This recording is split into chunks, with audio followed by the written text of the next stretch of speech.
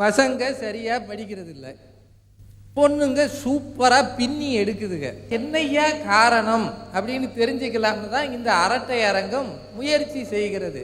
ஒன்று, பொண்ணுங்க சாதிக்கணும்னு ஆசைப்படுறாங்க. இன்னொன்று, பையங்க சரியாக படிக்கிறது இல்லை, கண்டுக்காமல் விட்டுறான். இன்னொன்று, பெற்றோருக்கு கண்ட்ரோல் இல்லை, அவங்களுக்கே கண்ட்ரோல் இல்லை, பிள்ளைங்க பேர்லையும் கண்ட்ரோல் இல்லை.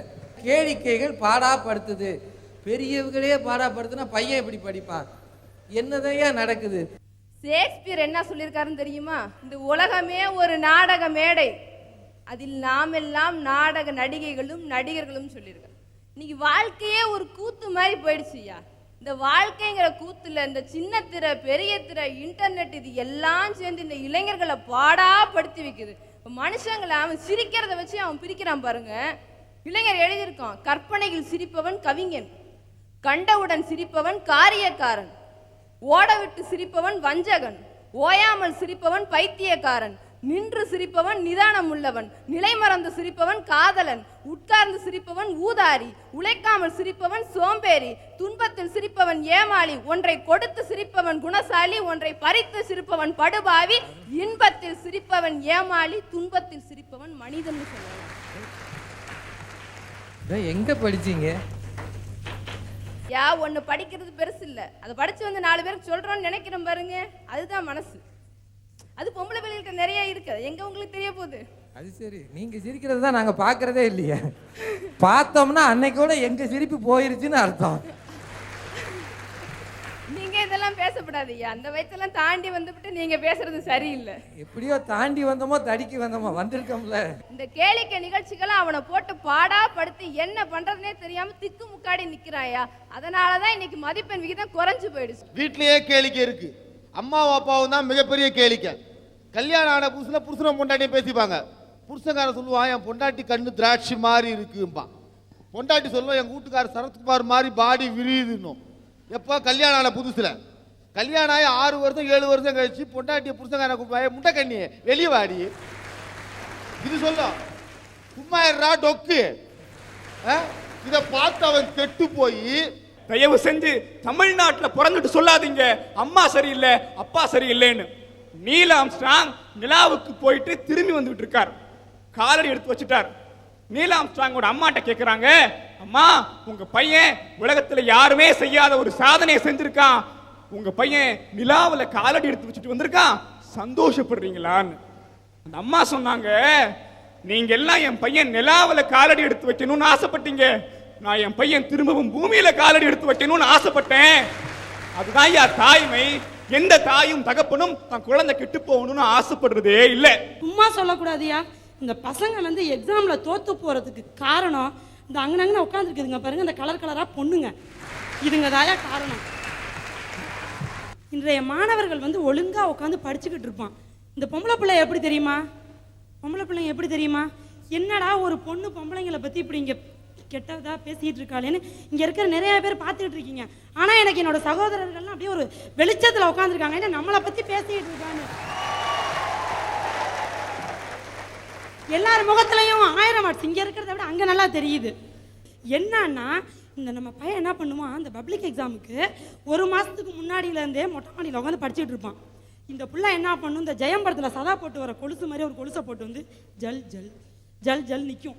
நம்ம பையன் என்ன பண்ணுவான், உடனே ஏதோ மோகினி பிசாசுலாம் வந்திருக்குன்னு நினச்சிட்டு திரும்பி பார்ப்பான். உண்மையாலுமே அது மோகினி பிசாசு தாயா. உடனே என்ன பண்ணிடுவான், புக்கை மூடி வச்சிருவான். என்ன பண்ணும் இந்த பிள்ளை, எக்ஸ்கியூஸ் மீ கொஞ்சம் நோட்ஸ் கொடுக்குறீங்களா அப்படிங்கும். இப்படியே கேட்கும். எப்படி கேட்குவேன்? ஸ்டார்டிங்கே இதுதான். இந்த பையன் வீணா போகிறதுக்கு காரணம் ஸ்டார்டிங்கே இதுதான். எக்ஸ்கியூஸ் மீ கொஞ்சம் நோட்ஸ் கொடுங்கன்னு உடனே ஐயோ என் லவர் நோட்ஸ் கேட்டா நான் போய் கொடுத்துட்டு வரேன்ட்டு போவான். அந்த நோட்ஸ் கேட்டாலே லவ்வர் ஆயிருதா? ஆயிடுறாங்கய்யா. நம்ம பையன் உழுந்துடுறான். நம்ம காலத்துல எல்லாம் இப்படி வாய்ப்பு இல்ல ஐயா. இந்த பொண்ணுங்க கழுத்துல உழுவுது பார்த்தீங்களா, கண்ணக்குழி, கன்னத்துல குழி உழுவுது பாருங்க. அதை பார்த்து ஒரு கவிஞன் பாடுனா, பெண்ணே உன் கன்னத்தில் விழுவது குழி அல்ல, அது எனக்கான சவக்குழி என்று அருமையா பண்ணா. அந்த குழியில கவிழ்ந்து விழுற பையனாயா எந்திரிக்கிறதே இல்லை. அந்த புள்ள 10ஆம் கிளாஸ் படிச்சு 12ஆம் கிளாஸ் படிச்சு காலேஜ் போயிடும். அப்பதான் இவன் 10ஆம் கிளாஸ் படிப்பான். பாட்டு பாடுவான் பாருங்க, பெண்ணெல்லாம் தங்க மெடல் ஜெயிச்சு வந்தாங்க, நம்ம பசங்களை தான் எங்கே அவங்க படிக்க விட்டாங்க. சும்மாவா பண்ணா கவிஞன்? இப்படித்தான் அண்ணாச்சு. எங்க வீட்டு பக்கத்துல ஒரு பையன் படிச்சுக்கிட்டே இருந்தான். மொட்டை மாடியில நின்று படிச்சா. எனக்கு சந்தேகமாகி போச்சு. நம்ம பையன் படிக்கதே பெரிய விஷயம், மொட்டை மாடியில நின்று படிச்சோம்னா ஏதோ வில்லங்கம்லாம் இருக்குன்னு நினைச்சேன். அங்க ஒரு பிள்ளை மொட்டை மாடியில நின்று படிச்சுக்கிட்டே இருந்துச்சு. அந்த பிள்ளை பேனாவை எடுத்துட்டு அப்படியே கீழே போட்டுச்சு.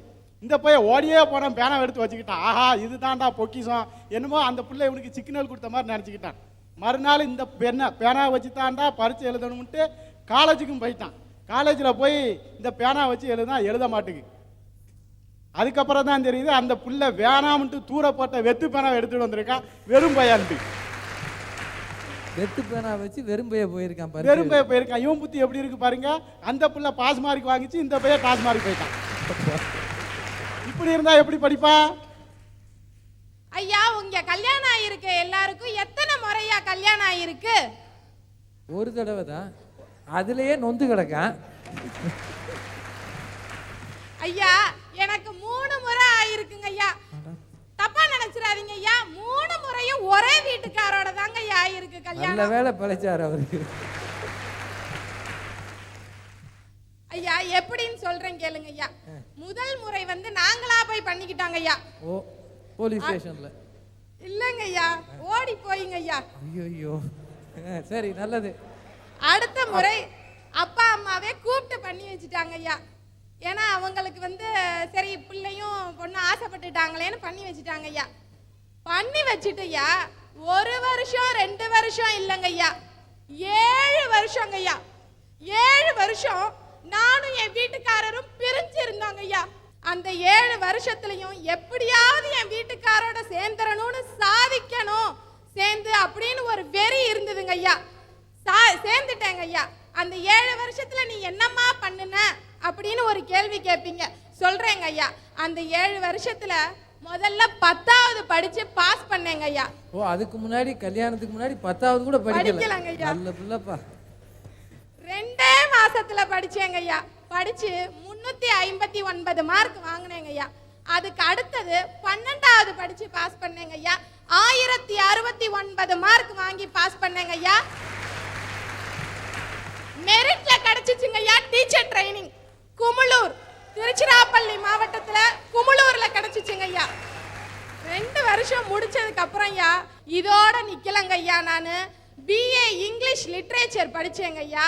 அது மட்டும் இல்லாம கம்ப்யூட்டர் கோர்ஸ், ஒரு சர்டிபிகேட் கோர்ஸும் ஒரு டிப்ளமோ கோர்ஸும் படிச்சேங்க ஐயா. அதையும் படிச்சு முடிச்சிட்டு ஹிந்தியில வாங்கியிருக்கேங்க ஐயா. BA வாங்கியிருக்கேங்க ஐயா ஹிந்தியில. இத்தனையும் படிச்சு முடிச்சேங்க ஐயா 7 வருஷம். எங்க அம்மாவையும் அப்பாவையும் ரொம்ப கன்வின்ஸ் பண்ணேன். நான் அவரோட தான் இருப்பேன்னு கன்வின்ஸ் பண்ணேன் ஐயா. அதையும் சாதிச்சேன். இந்த 7 வருஷத்துல உங்க வீட்டுக்காரர் என்ன பண்ணிட்டு இருந்தாரு? அவர் ஏதாவது படிச்சிருந்தாரா? எங்க வீட்டுக்காரர் வந்து என்ன பண்றதுனே தெரியாம முழிச்சுக்கிட்டு இருந்தாரு. அவ்வளவு மெத்தனமா இருந்திருக்கிறாரு. ஆமாங்க ஐயா. அந்த 10ஆம் கிளாஸ் படிக்கிறதுக்கு முன்னாடி அக்காவும் சேர்ந்து லவ் பண்ணியிருக்காங்க.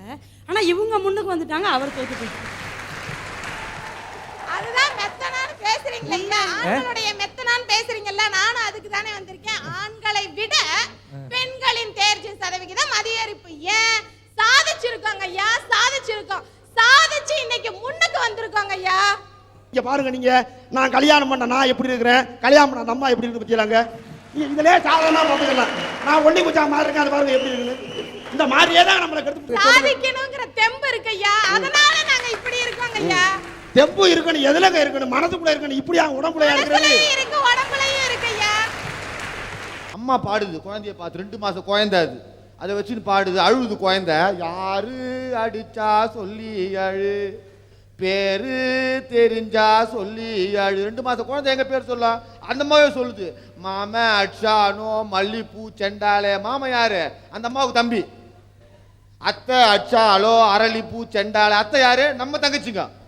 நம்மால் அப்பதான் சைக்கிள் விட்டு இறங்கி உள்ள வரான். யாரோ இங்கு அடிக்கவில்லை, பேரோ எதுவும் தேவையில்லை, தம்பி ஒருத்த வேணு முன்னு தானே தாண்டி அழுகுறாண்டி. அவன் எங்க வந்து குடும்பத்துல வளர்க்கறது தப்பு. அம்மா சொல்லுது அப்பனை பார்த்துட்டு, 2 மாசம் குழந்தைய பார்த்து வெட்டுறா உங்க அப்பனை அப்படிங்குது, சொல்லி தருது. அப்பங்காரன் சொல்றான் உங்க அம்மாவை கொல்லுடா அப்படிங்கிறான். மாமங்காரன் வராரு, அம்மா சொல்லுது மாமங்காரனை பொண்ணு கேளுடா 2 மாசம் குழந்தை கிட்ட. மாமங்காரன் சொல்றாரு நான் தரமாட்டேன், தரலன்னா இழுத்துன்னு ஓடுவேன்னு சொல்றா. இந்த மாதிரி குடும்பத்தை கெடுத்து வச்சா எப்படி மார்க் வாங்குவான்? அவங்களுடைய தளர்வு இப்ப ஆண்களுக்கு அதிகமா சலுகை கொடுக்கறதுனால தான் அவன் படிக்காம இருக்கான் சார். அந்த காலத்துல பெற்றோர்கள் எப்படி வளர்த்தாங்க தெரியுமா பிள்ளைங்களை? பகத்சிங் தூக்கிலே போடப்பட்டான். தூக்கிலே போடுவதற்கு முன்னால் தீர்ப்பு கொடுத்த உடனே அவனுடைய உடலை எடை போடுவார்கள். எடை போட்டு 3 மாசம் கழிச்சு அவனை தூக்கில போடும்போது எடை போட்டு பார்த்தா 5 கிலோவோ 10 கிலோவோ குறைஞ்சு போயிருக்கும். ஆனால் இந்த உலகத்திலேயே பகத்சிங்க்கு மட்டும்தான் தண்டனை கொடுக்கப்பட்ட அன்றைக்கு எந்த எடை இருந்ததோ தூக்கு போட்ட அன்றைக்கு கூட அதே எடை இருந்தது பகத்சிங் ஒருவனுக்கு தான். ஆனா பகத்சிங் ஒன்று கேட்டான், என்ன தூக்குல போடுறதை விட சுட்டுடுங்கன்னா. ஏன்னு கேட்டான் நான் வெள்ளக்காரன், தூக்குல போடும்போது என் கால் பூமியில படுவாது, சாகும்போது கூட என் கால் பூமியில படணும்னு சொன்னவன் பகத்சிங். அப்பேற்பட்டவனை வளர்த்தவங்களும் பெற்றோர்கள் தான். இன்னைக்கு செல்போனை வாங்கி தர்றது யாரு?